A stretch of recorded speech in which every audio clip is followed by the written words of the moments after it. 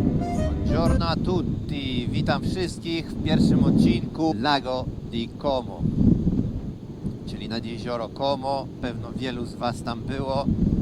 Podejrzewam, że znajdzie się też ktoś, kto był tam na motocyklu, bo wiem, że takie wyprawy są organizowane w Polsce, są firmy, które się tym zajmują. Znalazłby się też ktoś, kto tam był na własną rękę, zorganizował sobie jakąś tam wycieczkę motocyklową. Mediolan, kto mieszka w Mediolanie i w okolicach, właściwie to cała Lombardia, no, można powiedzieć, że to jest jedna z głównych miejscówek dla motocyklistów. Ja osobiście z dołu mam 80 km, 80-90 km, zależy od którego miejsca. Bardzo często tam jeżdżę. No i pokażę Wam właśnie dzisiaj kilka fajnych miejscówek. Dobra, jedziemy. Dzisiaj bardzo gorąco. Jest niedziela. Właściwie lipiec, więc zaczynają się wakacje. Podejrzewam, że będzie tam mnóstwo ludzi, mnóstwo turystów. Będę Wam dawać jakieś relacje, jak już się zrobi trochę ciekawiej, bo w sumie teraz obwodnica to nic ciekawego. Jak na razie widzę, że nie ma zbyt dużo jakiegoś wielkiego ruchu na drogach. Spodziewałem się więcej, ale podejrzewam, że im bliżej, tym będzie samochodów coraz więcej, bo jakby nie było, dzisiaj jest niedziela.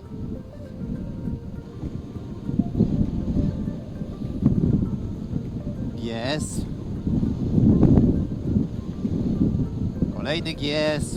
Właśnie co do GS-ów tutaj we Włoszech, słuchajcie, w Mediolanie. GS to jest w ogóle jeden z najlepiej sprzedających się motocykli. BMW GS 1250 chyba, tak? Z tego mnóstwo. W Mediolanie jeżdżą tu wszyscy prawie GS-ami, naprawdę. Z kuframi z tyłu. Benelli, Terka. Naprawy, oczywiście.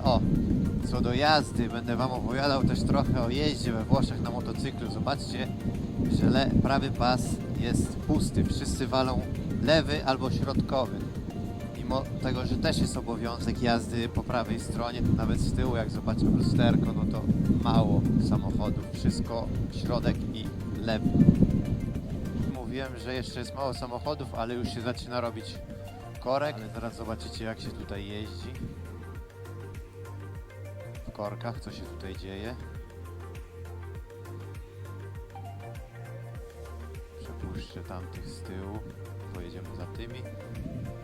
Jakoś dziwnie, popatrzcie, wygląda to fajnie, bo ci zjechali w prawo, ci na lewo. Jakoś dziwnie, nie wiem, może akurat w tych stronach tak wiedzą, że trzeba robić, ale na obwodnicach w Mediolanie tak nie do końca tak robią. Tutaj to wygląda bardzo fajnie. Mamy sporo miejsca do przejechania i możemy sobie jechać. Kierunkowskazy oczywiście brak. Tutaj kierunkowskazów raczej się nie używa. Ja też tego nie robię. Wiem, że niektórzy pewnie będą być może mówić, że tak nie można, że tak się nie robi. Pas awaryjny, jak widzicie, też można.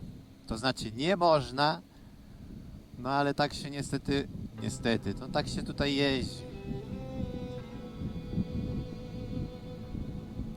Wykorzystywany jest praktycznie każdy skrawek asfaltu, każdy skrawek drogi.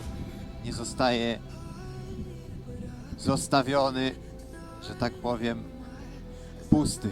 Tym bardziej w takich warunkach. No, tutaj się dzieje i to dosyć dużo w tej chwili. Patrzcie, prawa strona.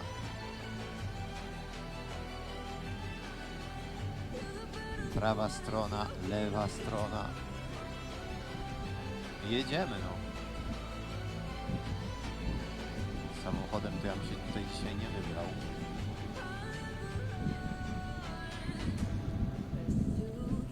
A tutaj co my mamy? Royal Enfield. Też fajny sprzęcik. Ale to chyba coś nowego jest. Widzę, że ma nowe rejestracje nowego praktycznie motocykla. Taka ciekawostka, tutaj po rejestracji nie widać, skąd on jest. Tak jak w Polsce po rejestracji wiadomo, gdzie jest zarejestrowany samochód w Warszawie. Ja jestem osobiście z Warszawy. W Warszawie też wiem, z jakiej dzielnicy jest samochód. Wiadomo po rejestracji, ile lat ma auto, z którego roku jest. Jedzie. No, ale co?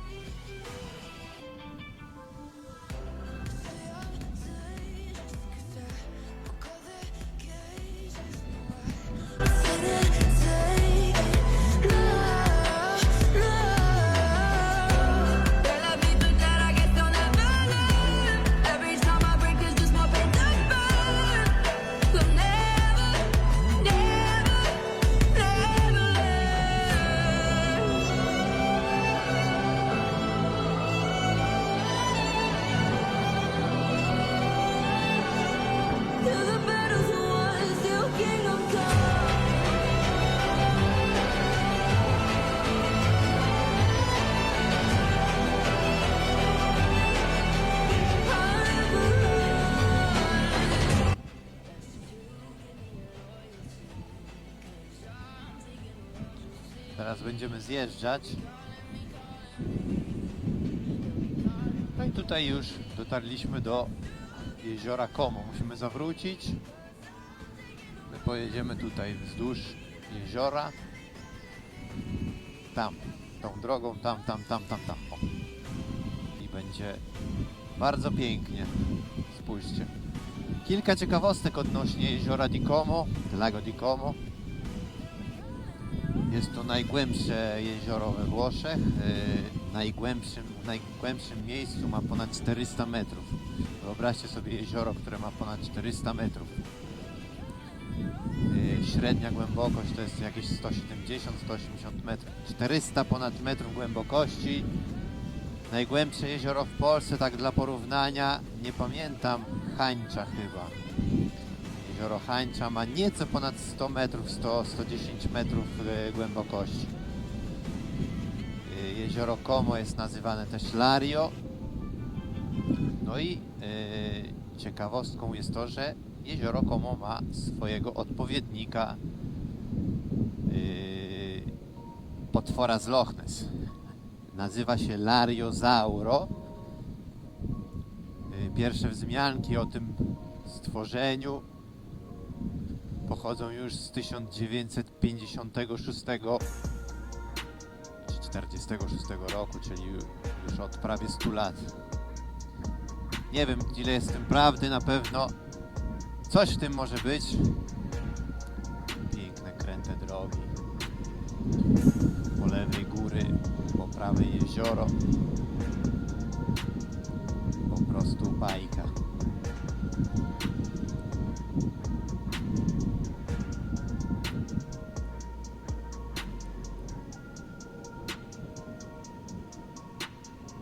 Fajne plaże.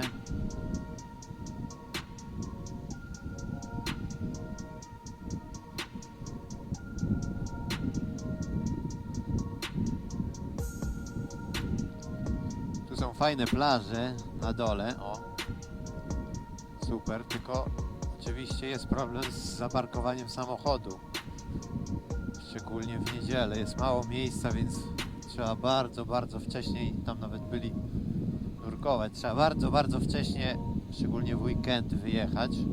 A tych plaży jest naprawdę dużo. Tylko że po prostu trzeba się do niej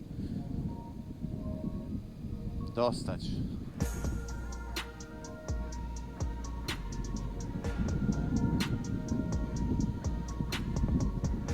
O, tu jest jedno miejsce, ktoś by mógł zaparkować ewentualnie motor, później schodzi się na dół. Tutaj tak samo można zejść na dół po skałkach, po kamieniach i dostać się do takiej dzikiej plaży.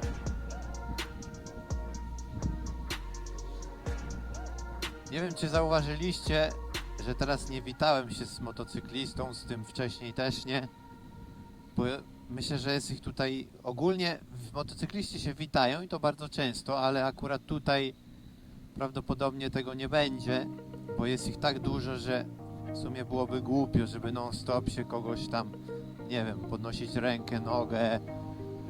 Nie ma za bardzo na to czasu, tym bardziej, że droga jest kręta i trzeba się skupić bardziej na prowadzeniu niż na witaniu się z każdym przejeżdżającym motocyklistą, a będzie ich pewnie jeszcze więcej. Ale ogólnie witamy się też tutaj, tak samo jak w Polsce.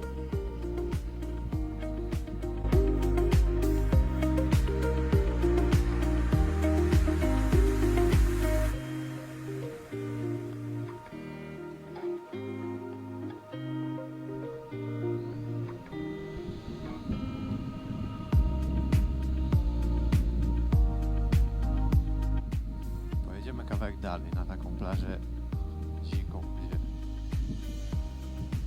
tam zrobimy sobie pierwszy postój. Tymczasem można podziwiać piękne widoki. Woda jest naprawdę czyściutka.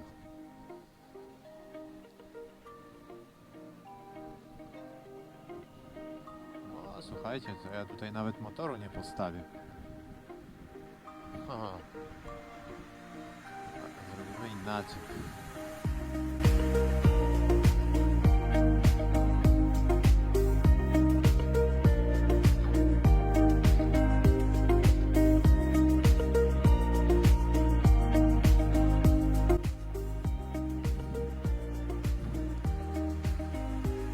Spadamy stąd, bo tak naprawdę to nie ma sensu. Pojedziemy zaraz na górę w takie miejsce, gdzie, tak jak mówiłem, tu jest mnóstwo turystów, mnóstwo osób, które przyjeżdża na weekend, a my pojedziemy w takie miejsca, gdzie raczej turystów nie będzie, tylko miejscowi bądź motocykliści. Właśnie takie miejsca będę chciał wam pokazać. Dobra, tutaj wjeżdżamy na górę, jeśli nie jest zamknięte, bo ostatnio tutaj droga była zamknięta. Gęsiego!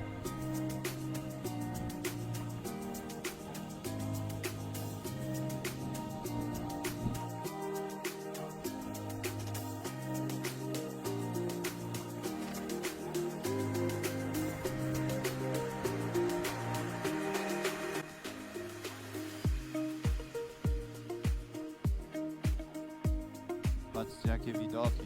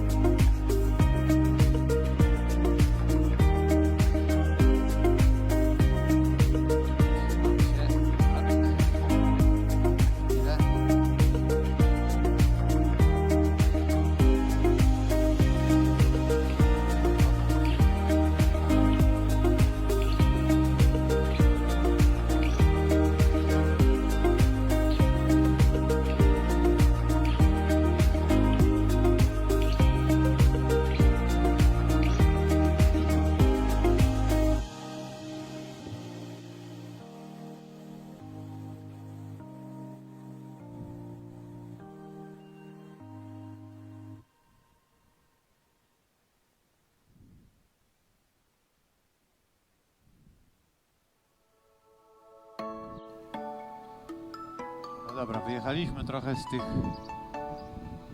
tej drogi zakorkowanej. Teraz jedziemy na Basso del Ghisallo, taka przełęcz. Na górze tam około 800 metrów nad poziomem morza. To jest miejsce pewnie nie do końca oblegane przez turystów, bardziej przez miejscowych. Jak będziemy na górze, to wam pokażę i coś tam opowiem.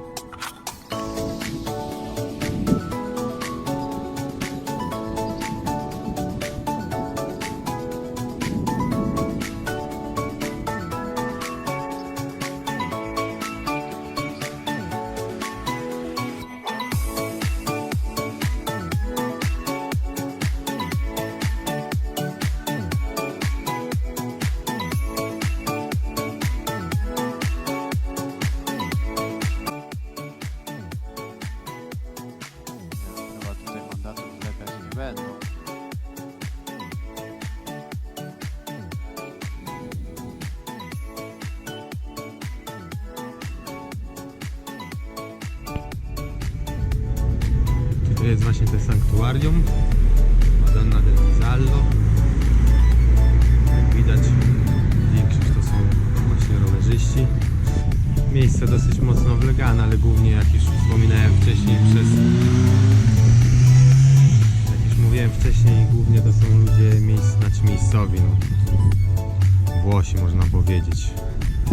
Turysta raczej niewtajemniczony może tutaj nawet nie trafić, a jesteśmy cały czas praktycznie nad jeziorem Como. Zaraz podejdziemy bliżej i pokażę wam, że tam na dole widać jezioro. Giro d'Italia tędy przejeżdżało, więc dlatego jest to miejsce tak dobrze znane.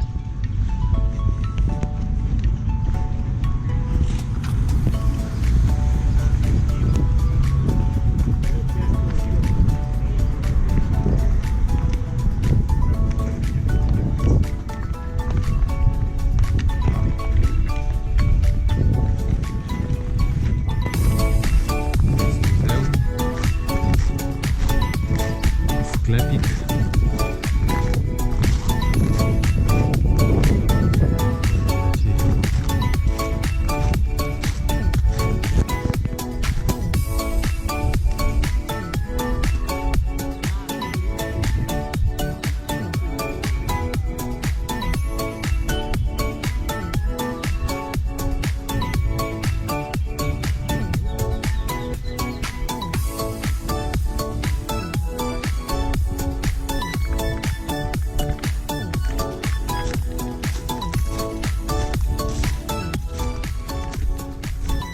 Krótka przerwa i zaraz pojedziemy w następne miejsce. Wyżej, teraz jesteśmy na wysokości 750 metrów nad Muzeum del Ghisallo, Madonna del Ghisallo. Jak już mówiłem, jesteśmy na wysokości 750 metrów, około 750 metrów nad poziomem morza. Później wjedziemy na taką przełęcz, która się znajduje na ponad 1000 metrów. Dobra, wyjechaliśmy z tego pierwszego miejsca. Teraz jedziemy w drugie, wyżej. Colma di Sormano. Nieco ponad 1000 metrów nad poziomem morza. Fajne tutaj są serpentynki, no ale nie zawsze jest gdzie wyprzedzić.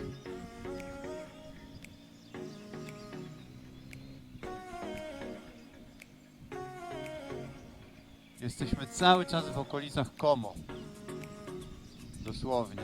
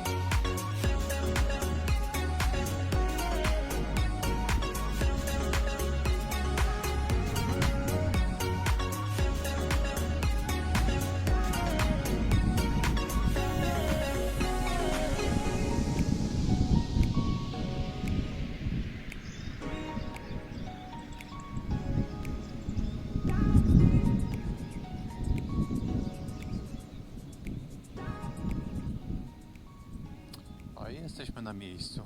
Piękny widok z góry.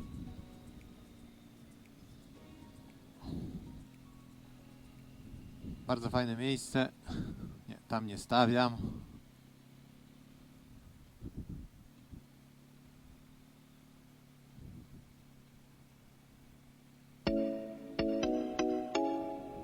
Tu jest też drugi parking.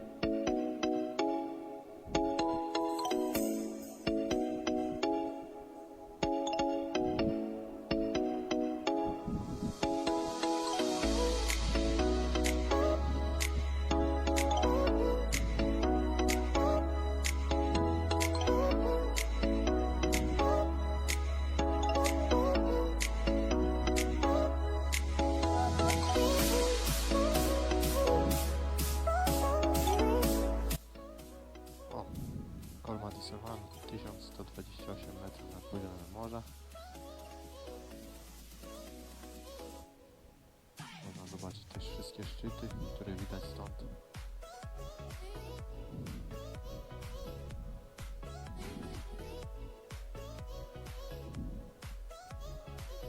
Tak to wygląda.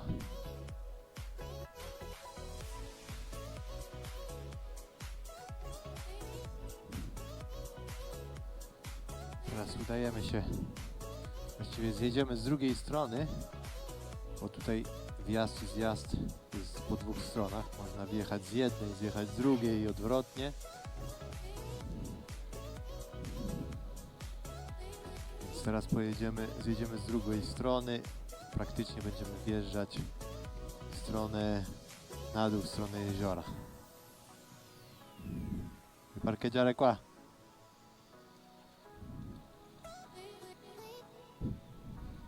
No. Fajne miejsce, prawda? Ładne. Fakt, że nie możecie mi odpowiedzieć. Może w komentarzach coś tam napiszecie. Dobra, zjeżdżamy na dół.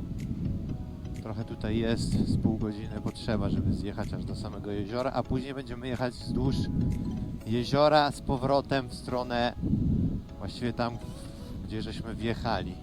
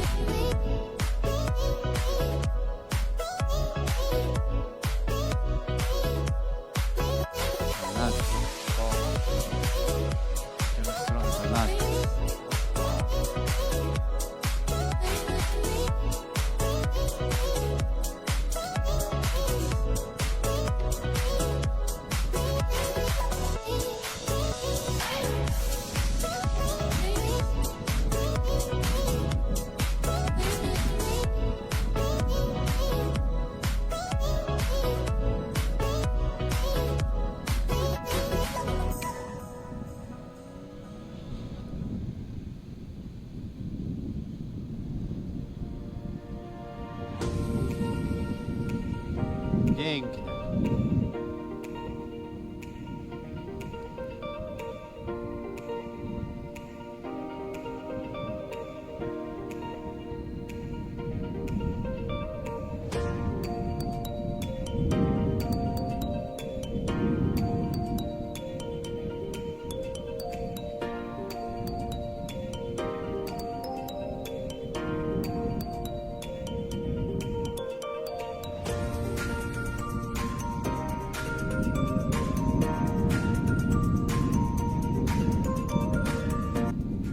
Tak oto z takimi pięknymi widokami z tyłu, jak widzicie, myślę, że możemy zakończyć nasz pierwszy odcinek. Pierwszą podróż Lago di Como, jezioro Como, miejsca, w których byliśmy. Wrzucę wam gdzieś tutaj filmiku, żebyście wiedzieli mniej więcej gdzie byłem, gdzie byliśmy. Jeśli film wam się podobał, no to kciuk w górę, dziękuję. Jeśli macie jakiekolwiek sugestie, coś co można byłoby poprawić, pomysły, no to bardzo chętnie piszcie w komentarzach. No i co, na dzisiaj dziękuję bardzo i do zobaczenia następnym razem. Ciao!